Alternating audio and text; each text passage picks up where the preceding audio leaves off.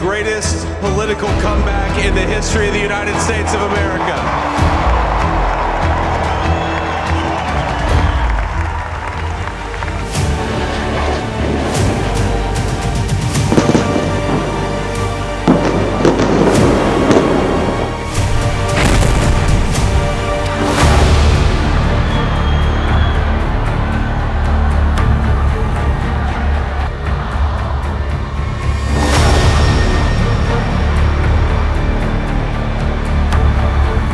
ایالات متحده آمریکا در مقابل اونچه که نسبت به ایران Donald Trump के राष्ट्रपति चुने जाते ही उनके दुश्मनों की गले में सांस अटकने लगी है। ट्रंप अभी शपथ तो 20 जनवरी 2025 को लेंगे, लेकिन उनके खिलाफ साजिश रचने वाले को एहसास हो चला है कि वो बचने वाले नहीं हैं। तेहरान की गली गली में यही चर्चा हो रही है कि ट्रंप ईरान का क्या हाल करेंगे। अपने सियासी विरोधियों को भी जेल भेजने की धमकी देने वाले ट्रंप की हत्या की साजिश रचने में शामिल ईरान का नाम सामने आने के बाद देश में दुआओं का दौर शुरू हो गया है, क्योंकि ट्रंप ने खोल दी है अपनी हत्या की साजिश रचने वाली सीक्रेट फाइल।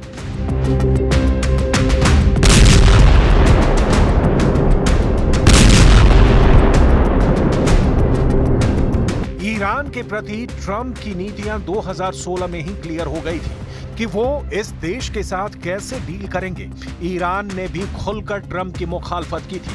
नतीजा हुआ कि ट्रंप ने ईरान के खिलाफ प्रतिबंधों का ऐसा हथौड़ा चलाया कि अली खामनेई अब तक खौल रहे हैं। इस बीच ट्रंप व्हाइट हाउस पहुंचने वाले हैं और इजरायल के साथ ईरान का तनाव इस वक्त चरम पर है।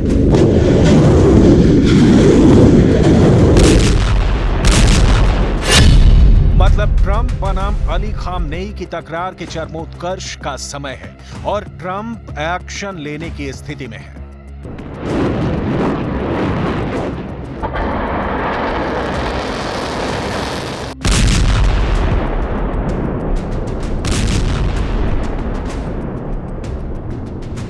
एक्शन का बड़ा कारण भी मिल गया है कि ईरान ने ही ट्रंप की हत्या की साजिश रची।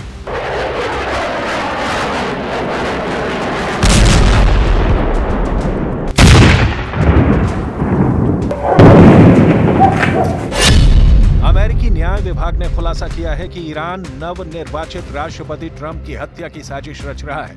न्याय विभाग ने एक ईरानी व्यक्ति पर ट्रंप की हत्या की साजिश रचने के लिए आरोप तय किया है। आरोप के मुताबिक ईरान के Islamic revolutionary guard core IRGC के अधिकारियों ने इस व्यक्ति को ट्रंप की हत्या की साजिश रचने के लिए हायर किया था। उसे अमेरिकी राष्ट्रपति चुनाव से पहले ट्रंप की हत्या का काम सौंपा गया था।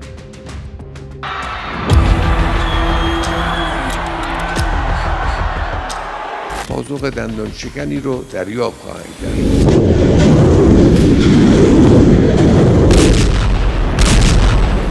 अली खामनेई को ट्रंप फूटी आंखों नहीं सुहाते। इसके कारण की तलाश करना कोई रॉकेट साइंस नहीं है, लिहाजा बहुत संक्षिप्त में पहले ट्रंप और ईरान के बीच की खूनी जंग वाली रिपोर्ट देख लीजिए।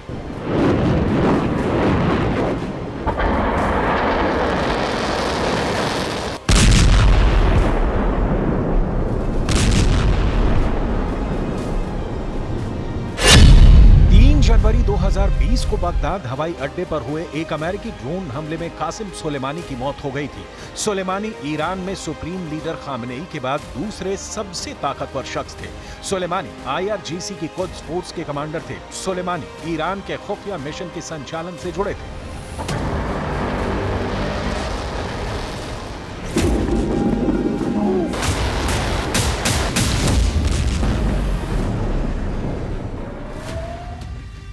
सुलेमानी की मौत ने ईरान को झकझोर कर रख दिया था। उसी वक्त सुप्रीम लीडर अली खामनेई ने ट्रंप से बदले की कसम खाई थी, लेकिन 2020 के राष्ट्रपति चुनाव में ट्रंप हार गए और ईरान के बदले का जोश ठंडा पड़ गया। लेकिन दोनों के बीच दुश्मनी की जो लकीरें खींची वो भरी नहीं। इस बीच 2022 में ट्रंप ने 2024 में होने वाले राष्ट्रपति चुनाव का कैंपेन शुरू कर दिया और अली खामनेई की बदले वाली आग फिर लहक उठी। मैनहट्टन में संघीय अदालत में दायर एक आपराधिक शिकायत में आरोप लगाया गया कि IRGC के एक अधिकारी ने सितंबर में एक भाड़े के शूटर को ट्रंप की निगरानी करने और उन्हें मारने की योजना बनाने का निर्देश दिया था।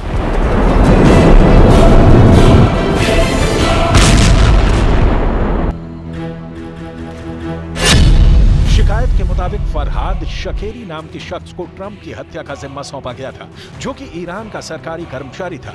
शकेरी अफगानी नागरिक है जो बचपन में अमेरिका में आकर बस गया था।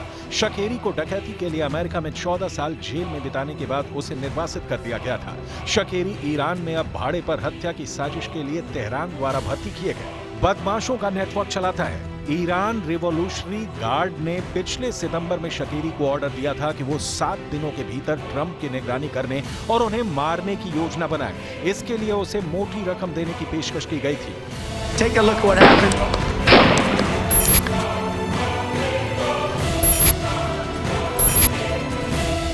शकेरी 7 दिनों की समय सीमा में कोई योजना बनाने में असमर्थ था। इसके बाद उसने IRGC के अधिकारियों से समय सीमा को राष्ट्रपति चुनाव के बाद आगे बढ़ने का इंतजार करने का आग्रह किया था। फरहाद शकेरी का मानना था कि ट्रंप राष्ट्रपति चुनाव में हार जाएंगे।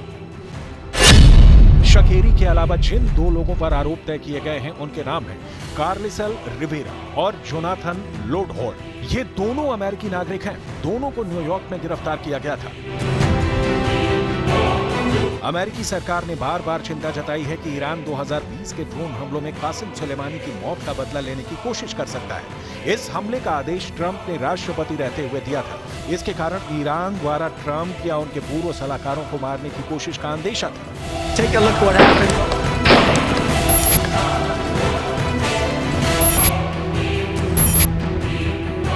2024 के अमेरिकी राष्ट्रपति चुनाव से पहले प्रचार के दौरान 13 जुलाई को पेंसिल्वेनिया के बटलर में ट्रंप एक रैली को संबोधित कर रहे थे। इसी दौरान उन पर हमला किया गया था।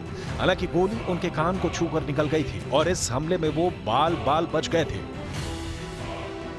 इसके बाद सितंबर 2024 में उन पर दूसरी बार हमला हुआ था। ट्रंप 16 सितंबर की दोपहर गोल्फ खेल रहे थे, तभी गोलियों की आवाजें आने लगी। आवाज सुनते ही सुरक्षा कर्मियों ने ट्रंप को सुरक्षित स्थान पर पहुंचाया। गोलीबारी के बाद पुलिस ने 58 वर्षीय रियान वेल्से राउत को हिरासत में लिया था। चुनाव कैंपेन में अपने ऊपर हुए हमले में बचने के पीछे ट्रंप ने बताया कि वो अपने विरोधियों को कुचल देने के लिए जिंदा बच गए हैं। अमेरिका की जांच एजेंसियों ने उसी वक्त हत्या की साजिश में ईरान का हाथ होने का अंदेशा जताते हुए जांच शुरू कर दी थी और अब आरोप भी तय कर दिए गए हैं। जाहिर है तेहरान में हलचल तेज है कि ट्रंप अब ईरान की क्या गत बनाएंगे।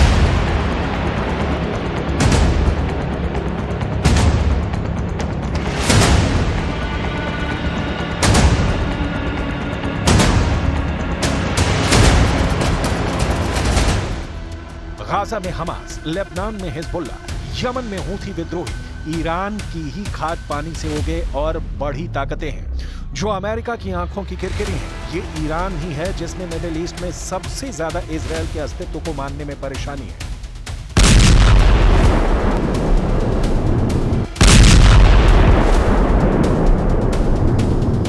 ये ईरान ही है जिसने पहले अप्रैल में उसके बाद अक्टूबर में इजराइल पर इसलिए हमला किया क्योंकि हमास और हिजबुल्ला के नेताओं को इजराइल ने मिट्टी में मिला दिया। ये फैक्ट है कि इजराइल ने ईरान के खिलाफ हमला नहीं बल्कि पलटवार किया है और ईरान अब फिर से इजराइल पर हमले के लिए कुनमुना रहा है।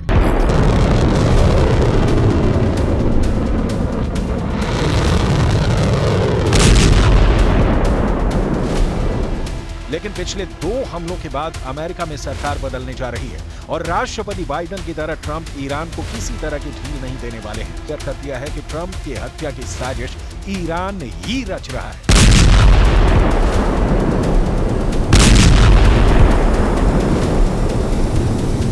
मतलब ईरान की अब खैर नहीं है। हालांकि ईरान का ट्रंप को सत्ता में आते देख ही कस बल ढीला पड़ गया है। बैन की मार से रेंग रही अर्थव्यवस्था के सहारे अली खामनेई इजराइल से 2-2 हाथ करने की अब शायद ही हिमाकत करें। एक बात और जो बहुत महत्वपूर्ण है और ईरान के खिलाफ है वो ये कि पुतिन ट्रंप के भी करीबी हैं।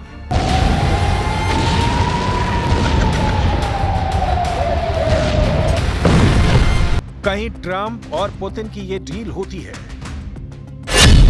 कि ट्रंप यूक्रेन के खिलाफ पुतिन का साथ देने के लिए तैयार है, तो ईरान के लिए पुतिन की जो सहानुभूति उमड़ी है वो पल भर में हवा हो जाएगी। ट्रंप ये ऐलान कर चुके हैं कि वो चाहे तो रूस यूक्रेन युद्ध बंद करा दें और ईरान इजराइल के बीच के तनाव को मिटा दें। देखने वाली बात यह है कि अमेरिका में सरकार रिपब्लिकन हो या डेमोक्रेट की, जियोपॉलिटिकल डिमांड ये है कि अमेरिका को इजराइल के साथ खड़ा होना ही होगा। और अब नवनिर्वाचित राष्ट्रपति के पास बहाना भी है कि वो ईरान जो उनकी मौत की साजिश रचता है, उसके खिलाफ हमले में इजराइल का साथ क्यों नहीं दिया जाए। तो अली खामनेई के अटैक वाली सरकार के अंत का काउंटडाउन शुरू हुआ समझ लीजिए, क्योंकि अब अमेरिका में ट्रंप का राज है।